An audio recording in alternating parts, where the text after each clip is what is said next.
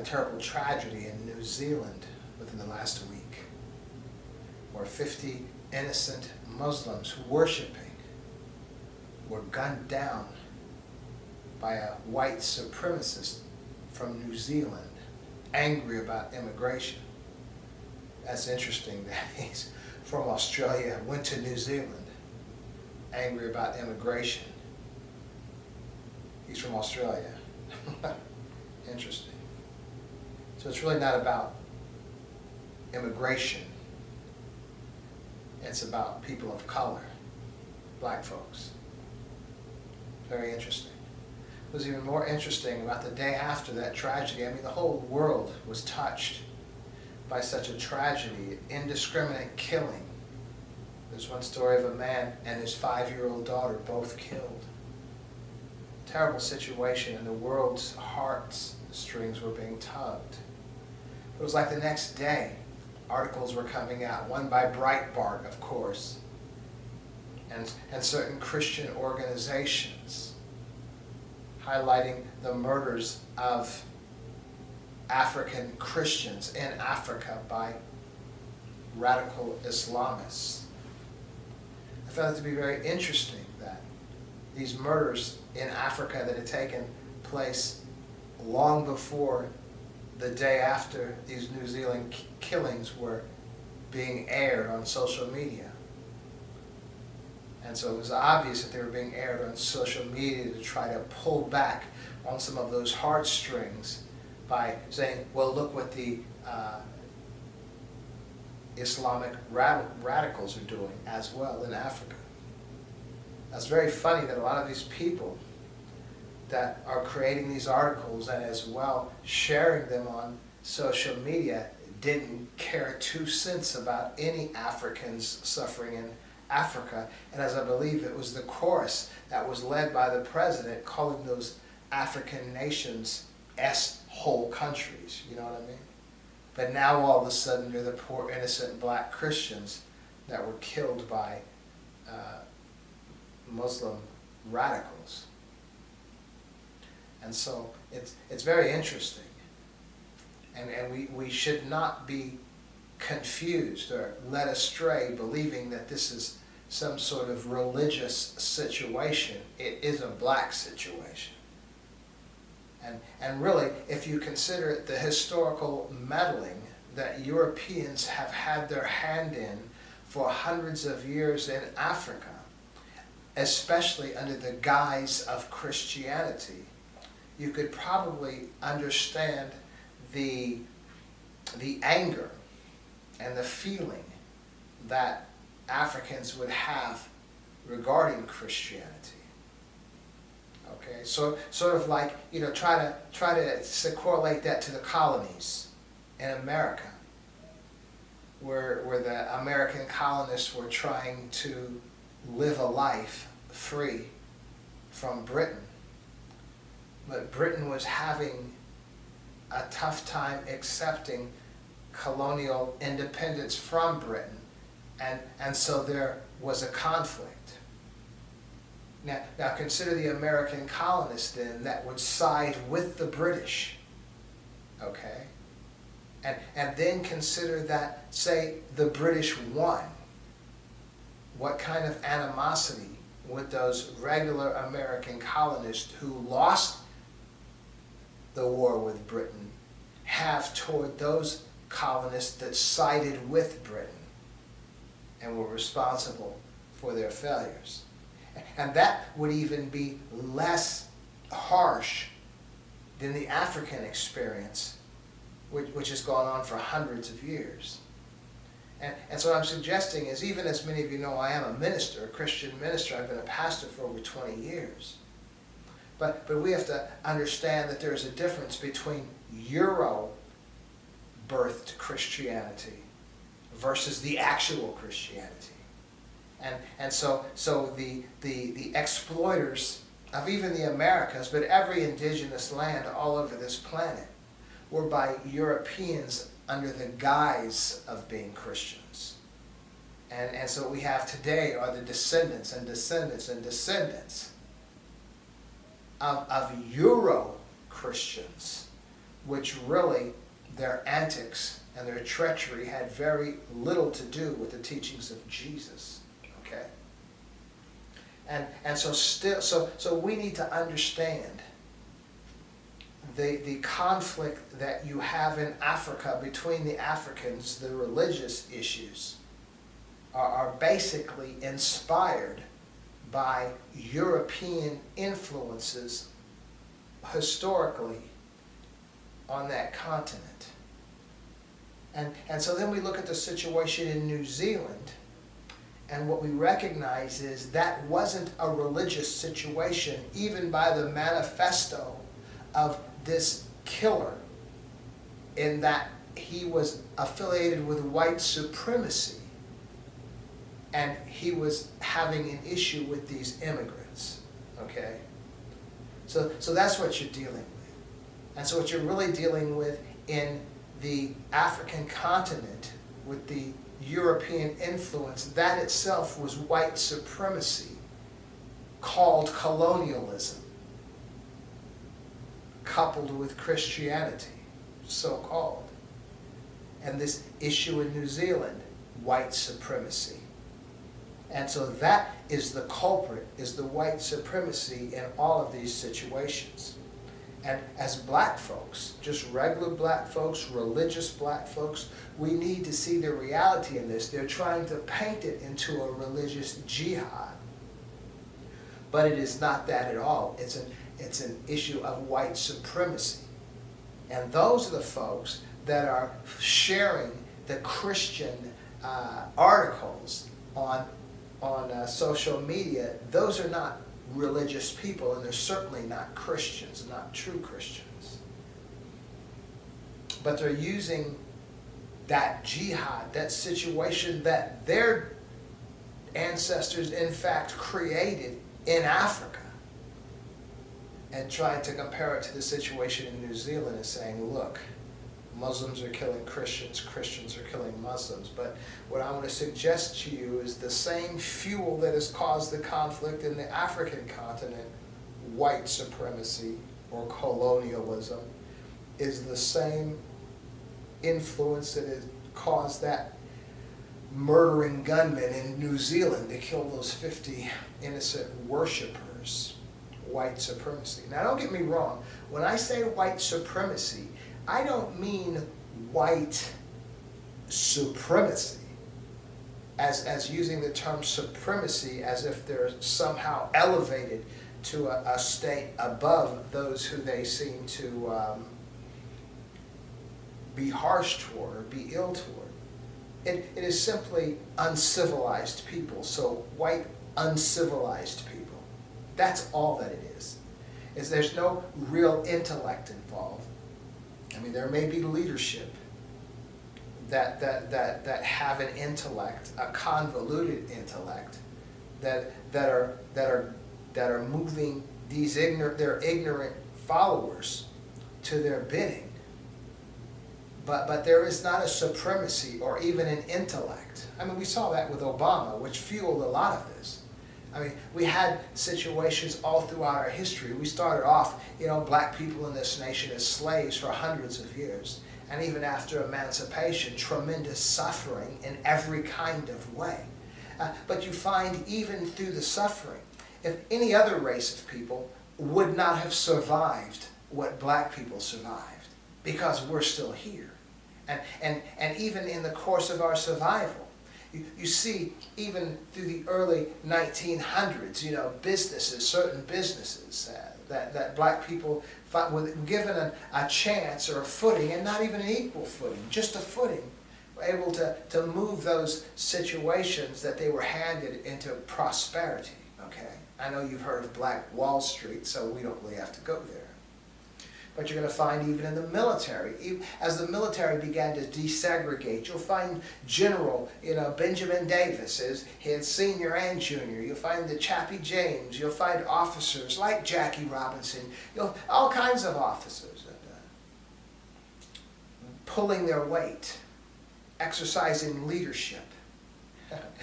We know about the Buffalo Soldiers during the Western days, and we know about the Red Tails during the World War II. We know the expertise and the skill of the black man in just about whatever situation they seem to be placed in. And so you found in the military, quickly as the military desegregated, black people were moving all up through the ranks in the military. As well, in the later years, you find corporations and businesses, and of course entertainment and sports. Anything that black people are placed in, the black people would excel. And as we spoke in the last program, probably having a lot to do with genetics, in that even the heinous treatment and the murderers and the tortures and the killings of so many black people historically throughout the Middle Passage through slavery all up to present, you're going to find the weak black people, unfortunately, were killed off, and what you have left were the survivors, the strong. And so basically in the harsh and heinous treatment of black people historically, just in this nation, you'll find the gene pool weeding out the weak, and only the strong survive. So everything black people are involved in, and even the politics as well. And we found that even the last vestige of that sacred place that no black man had ever been, President of the United States, Obama. You saw in all the debates that he went head-to-head, first in the Democratic primaries and then against the Republican challengers in 2 elections. He totally dominated all of his opponents intellectually. So you see, given the right opportunities, given the opportunities, a black man will exceed in whatever venue he's placed in. And that's what caused these white supremacist groups to go crazy, is recognizing that they were not supreme at all. And that even the highest office in this land and in the most powerful nation on this planet, a black man completely dominated the intellect of all of his challengers. That's when all this stuff blew up. That's when all this stand in your own ground. That's why we have our current president in office, because he tapped into the anger, the unresolved reality that folks were not willing to give into. That's why all that talk, that unprecedented, where is he born? Where's his birth certificate? Let's see his college transcripts. Whose college transcripts are they looking for now? That's pretty interesting. And you see what happens when negativity and racism and prejudice is not dealt with. It still comes seeping out somewhere through the cracks, through the crackpots. And so that's what you have fueling this counter to the New Zealand innocent Muslims that were murdered by this white supremacist gentleman, is that they don't want to side with him, but they want to try to turn it into a religious jihad to get folks' sympathies away from those dead Muslims. But not too many people are being fooled by that. And so what I'm suggesting is that as black people, we need to recognize what's really going on here. And we need to recognize that we are still at war. I want to say not in a physical war, but there are situations coming up, but you are going to need to protect yourself, defend yourself. But never return hate for hate. You know, never get caught up in that negative mindset, but just protect yourself. And so we need to be walking with our eyes open and recognize, even in this nation, the folks that are, actually, I have school friends, white folks that I went to school with. They're some of the nicest people have bought in to that rhetoric, trying to believe that the situation is a religious situation and not a racist situation. Now I know these folks, and I grew up with some of these folks, and I know they cannot be that clueless. Folks do believe what is most easy and comfortable for them to believe. They choose to believe. But as black folks, we need not fall into this. We talked last time about the election when Colin Powell, a black Republican general, proclaimed before the election that he was going to vote for Obama because nothing really mattered. Politics have no real meaning in the mind or in the life of a black man if the politics of election are skewed and a black man hasn't an opportunity even to compete for the highest seat in the land. So even Colin Powell, a staunch Republican black man revered by many, even sought out by some to run for president of the United States himself, declared that he's going to remain a Republican, but he was voting for Barack Obama because he knew the real situation. Although he was a general in the military, he understood what's really going on. So I have to believe that even my white friends, as much as they choose not to really see the truth, they know. But it's a lot easier to maintain the status quo in one's heart than to simply meet the truth face to face and admit it. And so then what I'm suggesting to my black brothers and sisters to understand what's going on in this world, and because of the influence of social media, that there are copycats, and there are people that are being fueled by this, by their anger, by their negativity, by their hate, and you had better be ready to protect yourself. And you know, what's given black people in our nation a failing grade, and I have to confess, I believe that the reason we are in the negative condition that we're in today in this nation is not because of white people. It's because of black people. It's because we haven't taken care of our business. I was on Facebook the other day, and there was a group of people, I think they were out of, I don't know where they were out of, maybe Cincinnati or Columbus, Ohio, or maybe another state close by, but they were complaining about a carrier company that they worked for, talking about that company was really racist. Talking about the jokes that are made about them, the innuendos and the actions that are racially motivated that they have to deal with at work every day, and it's just terrible. They were complaining about it. And as I'm reading all of these folks that are agreeing and sharing their own stories, all I'm seeing are a whole bunch of weak black people. Because like where I work, or where I would think normal black people work, if that situation were to arise, you would just respond to them in the same way. They call you a name, call them a name. They hang up a little black monkey, you hang up a white one. You know, all I'm saying is, if you begin to deal with them on the same level that they're dealing with you, they will stop. But it's like any kind of bully. Well, a bully is not going to pick on someone that responds to them in kind. A bully is going to respond to folks that won't respond, that will complain, that will look pitiful. And they won't stop.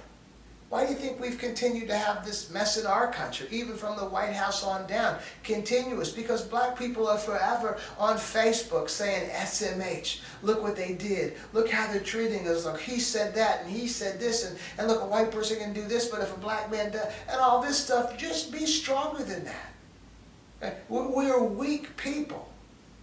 And see, when you look back at black people historically, even back during slavery, you had the Nate Turners, you had the Denmark Vesey's, you had all these slave revolts. Now, admittedly, they failed. But why did they fail? 100% of the slave revolts were foiled because a black person told. We are our own worst enemies, and it seems that very little act. You know, the landscape changes and the situations change, but the people very rarely change. And so we are in this place. So not only are we having folks that are siding against the progress of black people, the funniest thing in the world to me are are black conservatives. I mean, if all things were being equal and everybody was acting right, I'd probably be one too. But it's not. Like Colin Powell, look, it's not. He knew that. But I'm suggesting today that so of course we have those folks that are of ours but are not of us, and that are pulling away at our successes by siding with those who hate us. But as well, our attitudes, even about life. We're still going out every Friday night. We're still getting high, we're still getting drunk, we're still getting the buzz, we're still making babies without marriage, we're still having extramarital affairs, we're still eating unhealthy foods, we're just not worrying about an additional education. So we're not doing anything to create a wellness for our people. And so what I'm suggesting is that we are at war right now. We're at war that we don't want this to be a status quo maintained even into the lives of our children and their children, and all they have to do is what they've seen us doing, just complain about the situation. SMH. Come on now, nobody. But when historically have an oppressive people ever done right simply because it was the right thing to do? Never. They killed Martin Luther King Jr. They killed Malcolm X. They killed John F. Kennedy. They killed Bobby Kennedy. They killed Abraham Lincoln. Come on now. We have to stand up. And we have to do what we need to do. Now, admittedly, I came up as a teenager in the 70s, and my heroes were the Black Panthers. My heroes were Huey P. Newton and Eldridge Cleaver, Kathleen Cleaver, Angela Davis, H. Rap Brown, George Jackson, the Soledad Brothers, all those guys, Stokely Carmichael. Those were Malcolm X. Those were my heroes. But this is a different time. You can't get armed and challenge the police nowadays to act right like the Panthers did. You'll get killed, okay? There's a different kind of war, different kind of tactics, and we need to do what it is, not just to survive. We need to do what it takes to win this battle. And what I'm suggesting today is, knowledge is a lot. Knowledge is everything. I was talking to my daughter today, and we were talking about Thurgood Marshall. She didn't know any details about Thurgood Marshall, so I decided to express to her some insight on Thurgood Marshall, the first black Supreme Court justice, in that he was an attorney, a black attorney, in the 60s. And he would travel around. He would hear of something going on, say, in Louisiana, where a black man was on trial, and he was really innocent. And he was kangaroo court being railroaded. But for a black man in a court system who didn't know the laws, didn't know the rules, he's going under. We had jails full, still do, of those type black folks. So he would travel the circuit as an attorney, pro bono, working for nothing almost, being a defendant, being the voice for railroaded black people, and he was getting them off. And of course, ended up being a Supreme Court justice. But that just goes to show you how important knowledge is. So he was one man with a bunch of ignorant black folks that just didn't have the education, didn't have the understanding, who were being railroaded, and he would hear about it in the paper, somebody would call him, he'd travel there to defend him because knowledge is that important. But how important is knowledge and insight and education in the black community today? I mean, I go around, I see some of the schools, I go by Wagaman, I go by Dunbar, I see the mess in there. Kids, it's almost like, I saw this image once, it was like kids are like running away from their own success, They're not realizing how important school is, how important education is, and why don't they realize it? See, as human beings, we are like the rest of the animal kingdom. You ever seen a mother duck? Walking around, little baby ducks are following the duck, acting just like she is. She walks around here, they're going to walk. She goes over, they're going to go over. She ducks, they're going to duck.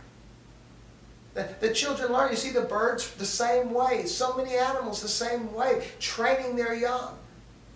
So then why do our young people have no clue as far as the importance of education in their lives today? Because they haven't learned it from their parents. It's like if the parents are getting high and they don't have an education or a professional job, that parent has failed. Now, I'm not saying you have to have a professional job, but if you don't have a professional job and you're smoking weed and you're not trying to get an education, you failed. Because your child is looking at you. And although our children look at us, and it seems like they don't look at us as heroes, they are naturally looked to us as heroes, even on a subconscious level, and they're shaping their lives and their attitudes after their parents, after us. I bumped into this guy coming out of Wagaman Elementary School, and he was a good brother. You could tell he had some issues, had some habits. And he was upset because he had two girls, and one of them was in trouble, and he was talking about how smart they were, and I was trying to give him some insight. That sometimes, you just might have to be an example for your daughter, because I know he loved her. I could tell he was concerned. I said, something that you have, like a habit that you have, that she knows you have, why don't you quit in front of her and say, this is what I'm trying to do, because I realize how important this is. But as long as he's vaping and getting a buzz and doing all the things he's doing, this is the message he's sending to this child. They're all the wrong messages, and the messages that his children are getting are messages that will lead them into a life of failure. So we need to look at our situation in this nation, realize we're still at war, but we have to understand what the war is. And what I'm sharing with you today, and what I share in just about every program, are we need to stop getting that buzz. We need to stop smoking weed. We need to stop drinking alcohol, because we're still at war. I'm telling you this, if you're getting high, if you're smoking weed, getting that buzz, alcohol, or whatever you're doing to get that buzz, then you have no business complaining about anything that's going on in this nation, including our political leaders, because you're not even doing your part. You're breaking the law in front of your kids.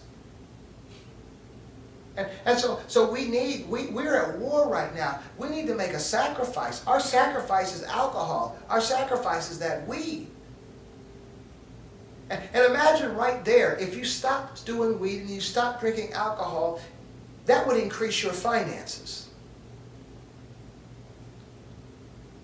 We also need to get healthy. We need to stop eating the junk foods. We need to stop eating the high cholesterol food, the high blood pressure food, the diabetes food. We need to get healthy. Some people say, oh, well, it costs too much to be healthy. No, it doesn't. Buy yourself a bag of apples. Buy yourself a honeydew melon, a cantaloupe. Buy some vitamins. I guarantee you, you stop smoking weed and you stop drinking alcohol, take that money and use that to buy healthier foods. Add it to whatever money you're using to buy your normal foods, and you'll have healthier foods. You have the money, you're just spending it going out on Friday night. Imagine how much money you spent going out on Friday night, how much money you spent on alcohol, how much money you spend on weed, how much money you spend on other stuff, how much money you spend on gas going to those places. Cover charges, the drinks there. My wife and I had a mortgage company years ago. And so we had decided that we were going to have a baby, and she wanted to stop working. So we had to cut back on a lot of our expenses. We even moved. And so I decided that I was going to stop. We moved close to where I work so I could come home for work. I wouldn't have to spend money on fast foods. You know what I calculated? Just on fast foods, during the course of a month, I would spend $70. You really don't realize it, but I mean, you're spending that kind of money. You're talking about, 5 to 6 days a week, and so you're talking about 4 days, out of the 4 weeks out of the month. So that's like 24 days out of a month or so. We'll say 20 days maybe if you're not working, 6 days. And say you're doing $5, just $5 a day in lunch or snack foods or whatever. That's $100 right there a month. So you got $100 extra a month just from not eating junk foods. So then you have whatever money you would spend going out at the clubs Friday and Saturday night, cover charges and drinks. Whatever money you would save from not buying bottles of alcohol and buying weed, whatever gas you would save by not going out, going to fast food, going all the places that you're going, you have more than enough money to buy healthy foods. Okay? So that's what we need. We need to stop smoking weed, stop drinking alcohol. We need to get healthy, start to eat more the right kind of foods, and if we stop doing those first two things, we'll have the money to eat right, okay? We also need to get an education. We need to focus on education. And we need to go back to school. As many of you know, just recently I got my MBA, my master's degree. It took me 10 years. When Obama became president, I saw this young brother that was so educated, and I had a high school diploma. I went right to school in 2009 after he took office. 2012 associate, 2016 bachelor's, 2019 master's degree, MBA, master's degree in business administration. Simply because I realized that I could do more. We could do more. You might not be able to go that route. Now I'm 60 years old. I can't do with that degree what I could have done if I had done it when I was 40 or if I was 30 or if I was even 26 years old. And see, some of you are in your 20s, in your 30s, and in your 40s, and I'm just the example to you that if I could do it, I started when I was 50, finished when I was 60, and you start when you're 25, finish when you're 34, 35, you got a whole heck of a successful life ahead of you. We need that education. And you might say, well, I don't have that money. There are programs out there that'll help you go to school financially. And in the meantime, even if you can't, before I even went to school, this is before I even thought about going to school, I would find on YouTube all these colleges that would be putting out their classrooms. And you couldn't get a credit for it, but you could be sitting in MIT. I was in a physics class from MIT on the internet, on YouTube. Of course, I wasn't getting any credit for it, but any field you could imagine, you could take classes, you could learn on the internet. Now, as some of you know, when you go to college, like say you go to Sinclair College, community college, you want to try to get an associate degree. And what you'll do is, they'll give you a list of classes that you have to take. I don't know how many classes, 12, 15, I don't know how many classes, I can't remember. But when you finish taking all those classes, you've earned your degree. Now, and Sinclair College is relatively inexpensive. But what you can do, what they have is they have a test that you can take, a placement test. So you take this test, and you can skip classes if you've proven on this test that you have the knowledge that you would gain from taking these classes. So I would suggest going to Sinclair, finding out what classes you have to take, say, to get your associate degree, your 2-year degree, get the list of them, go to an advisor, get the list, and then just go home for the first year and take all those classes on YouTube. You're not getting any credit for it, but a year's going to pass anyway. And if you weren't doing this, a year would pass and you'd still be in the same boat you're in. This way, take a year out, get on YouTube, and learn many of the classes that you're going to have to take for this degree.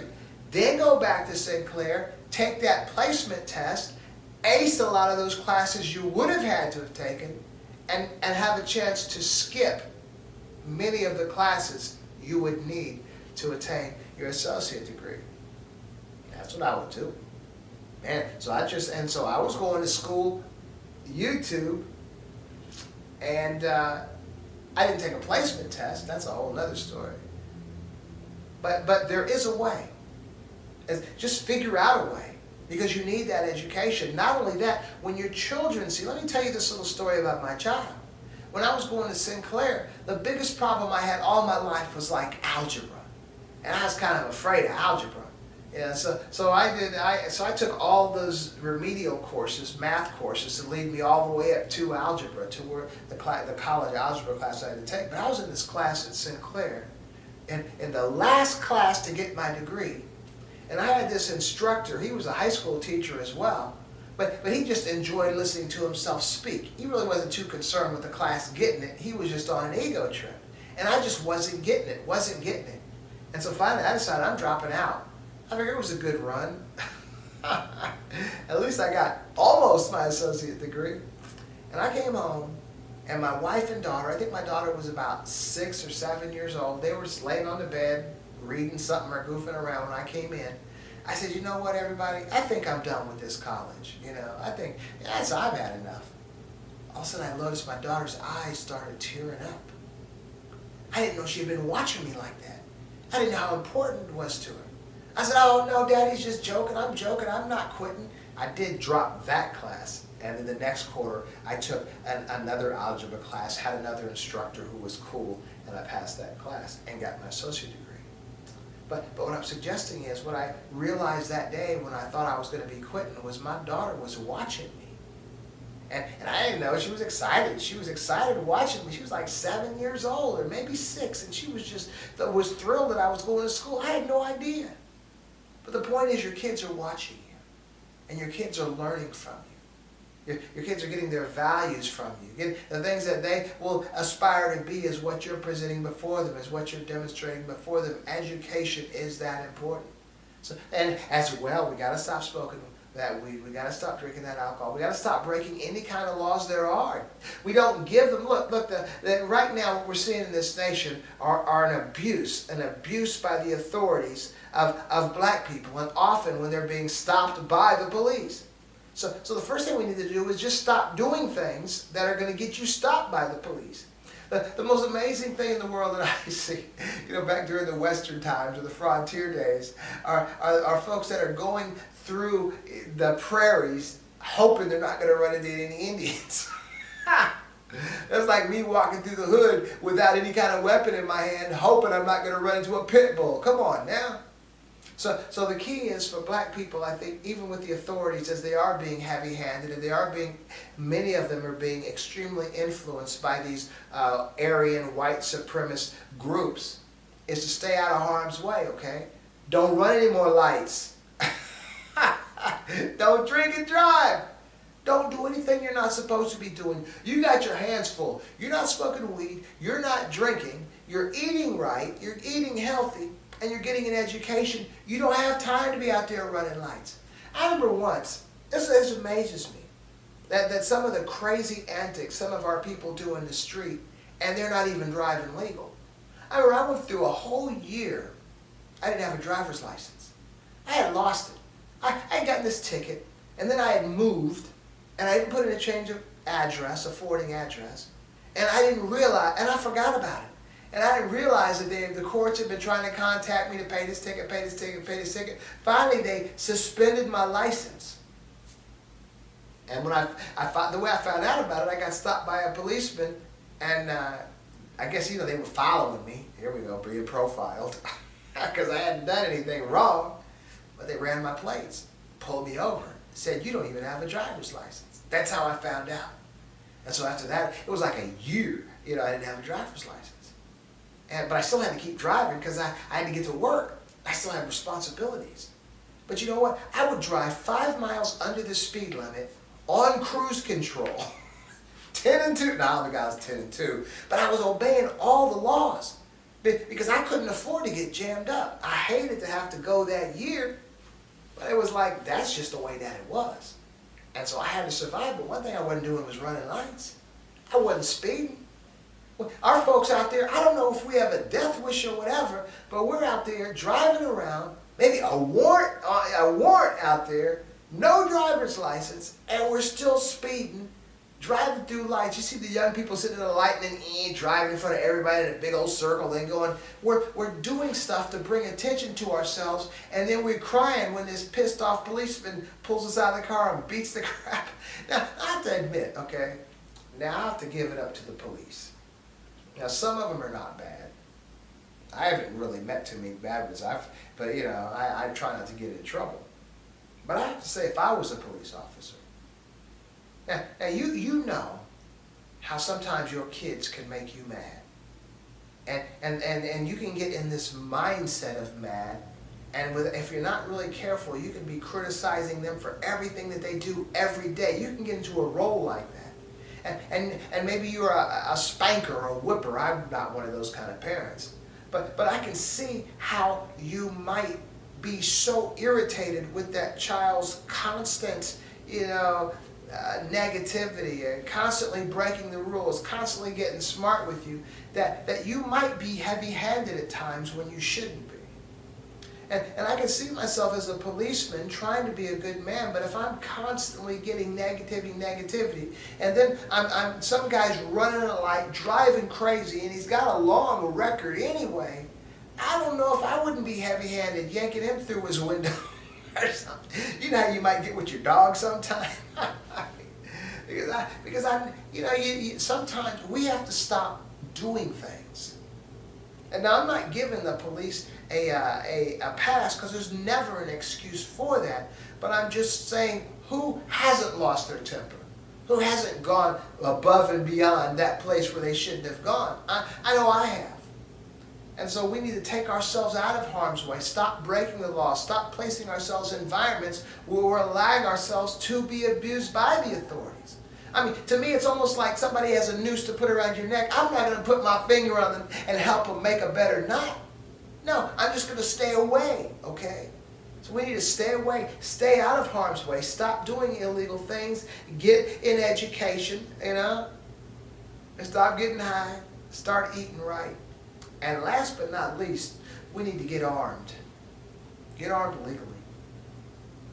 Remember, I was at Myers. I went to Canada a couple months ago, and the day I came back from Canada, you know, I wanted to cook out on the grill. So I dropped my family off. I went up to Myers, feeling all good. And I'm listening to a song in the car, sitting in the parking lot at Myers in Inglewood. And just before I'm getting out, and I look over, there's this white guy. He's a tall white guy. Jeans on, some boots or whatever, with a country kind of looking white guy, with his wife or his woman or whatever. And he's just looking at me, like wanting to challenge me, just staring at me. And I just happened to look up, and then I realized this guy's just staring at me, scowling at me. I didn't know why. I just blew it off. Then after the song was over, I went on into Myers, and then I saw him in there, and I noticed he's carrying. So he's got a gun. So this was a man, I didn't even realize at the time, he's out in the parking lot seeing this black man just trying to start some mess with me. Because he's armed.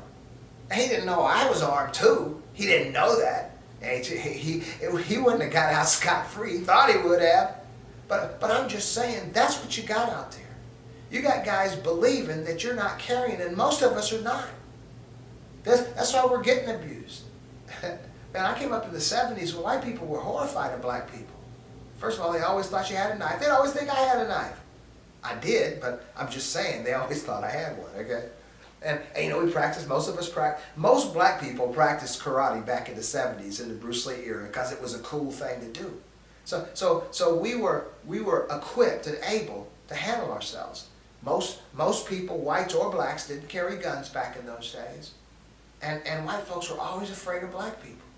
Now, I think some of that fear came from guilt, historical guilt, okay? So now you have today, you have white folks that have embraced the Second Amendment. And these folks really don't care about the Constitution.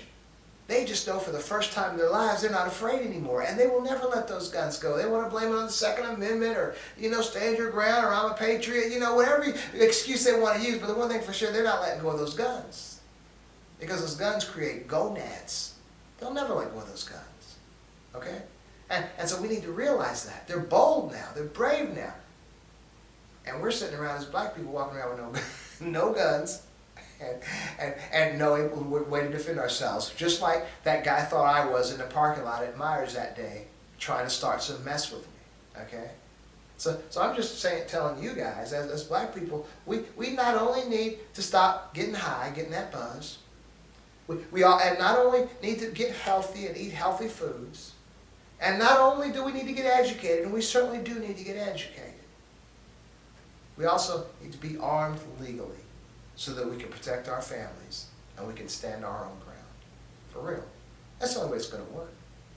And see, one thing about black folks, unlike white folks, we don't really hate white people. We don't really, we just dislike black folks that dislike white people, dislike them because of the way white people are. The moment the white people wouldn't be that way, it'd be cool. See, I've heard people say, I've heard it in church, I've heard preachers say, you know, there's just as much racism in the black community as there is in the white community, just as much prejudice in the black communities. No, there's not. Oh, a white man and a family can live in any community in any black part of Dayton and not have any problem from white folks. The situation is not the same in all white communities, okay? That's just the way that is.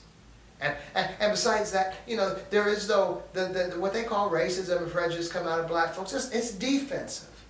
If this white man is going to be swinging on me, I'm going to at least have my hands up. And if he keeps on, I'm going to try to get something in there. But the moment he stops swinging, I drop my hands. See, it's defense is not the same as offense. Prejudice and racism is offensive. Wise black people, just keep your hands up. Oh, he's swinging too, he's fighting. No, he isn't. He's just protecting himself. You should understand, stand your ground, right? So when you're coming at me with racism and prejudice, I have to stand my own ground. We have to stand our own ground, black people. So all those other things, yes, but get armed legally. Protect yourself. You owe it to yourself. You owe it to your families to protect yourself. And I guarantee you this, they talk about, I've heard even black people try to dissuade other black people from being armed because it'll be like the Wild Wild West. No, it won't. Now look, how many nuclear bombs do you see Russia or America dropping on each other? That's what the arms race is. And it's still, they have nukes, we have nukes. Nobody wants to get nuked. But I guarantee you, if only Russia had nukes and we didn't, what do you think would happen? They'd do to us the same thing white folks are doing to black people in the street. That's what a bully does. When you have a gun and they don't. When you have nukes and they don't. So we have nukes and they have nukes. It's called an arms race, or the balance, of nuclear arms. It's to make sure that you know that I have what you have. And when you know that I have what you have, you're not going to use what you have because you don't want me to use what I have. And it's the same way in the street. Right now, most white folks know that most black folks don't carry guns. There is no balance there. Carry your guns. It won't be a Wild Wild West because nobody wants to die. For real, remember, the reason folks are embracing that Second Amendment is because they're not the bravest people in the world. That's why they're clinging on them guns. I have guns. And I'm telling you, I feel a lot braver when I got one of my guns on me than when I don't. Man, I go out to empty the trash at night, man. I got a long way down. There's animals out there. It's still, I feel a lot braver when I got my gun than when I don't. That's how we all are. Nobody wants to get shot. Nobody wants to get hurt. But there is a temptation in many people to be that bully when you know you got it and they don't. But anyway, look. We have to be united, black people. Getting back to that New Zealand thing, even as black Christians, don't buy into the trick. It isn't about religion. It's about race. Now as black people, our little secret is that we like white people, we like everybody. We weren't raised to hate. They were raised to hate, we weren't. And we don't want to hate. And if they just stop, we'd be cool. But the one thing we have to maintain is we cannot be divided amongst ourselves. Okay? Every slave revolt was foiled because a black man told. We need to be united. We need to stop being, and our kids, man. They can't go to a football game or a basketball game without being out there fighting each other. I've seen it. Girls and guys alike. We're just totally clueless. We got to get it together. Hey, remember the 70s? Some of y'all were in the 70s, you know. It was just like that, man. And it was for real. Well, anyway, I guess I've bent your ear long enough. I do want to thank you for joining me and listening. And I want to invite you to listen again. You take care.